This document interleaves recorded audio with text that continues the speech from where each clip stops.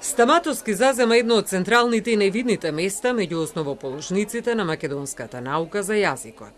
Целиот свој животен век го посвети на заштитата на македонскиот јазик. Во континуитет беше мостот меѓу Институтот за македонски јазик и светот. Забележа Јованова Грујовска на одбележувањето 100 години од раѓањето на истакнатиот македонски лингвист и научник Трајко Стаматовски. Тој исто така е човекот кој што будно стоеше, ќе речеме, на стражата за зачувување на македонскиот јазик, неговата историја, можноста да се покаже дека македонскиот јазик е посебен јазик кој што се издвојува настрана од другите словенски јазици. Стаматовски целиот свој живот го вложи и во фондацијата тогаш на Небрегово, во оставината на Блажа Конески.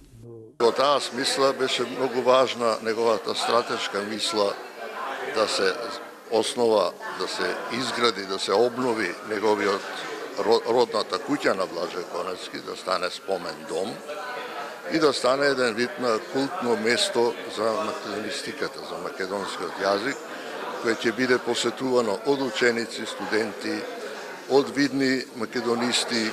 Стаматовски го формираше и оделението за ономастика во Институтот за македонски јазик. Најголемите научни трудови во ономастиката, меѓу кои и речникот на преземињата на македонците, беа под негово раководство. Како раководител на оделението за македонска ономастика, кое што во тој период било во зародиш кај нас, доктор Трајко Стаматовски се нашол пред нималу лесна задача. Најпрво да селектира и обезбеди соодветен кадар, кој подоцна ќе го обучува за потребите на научните истражувања во неговото оделение.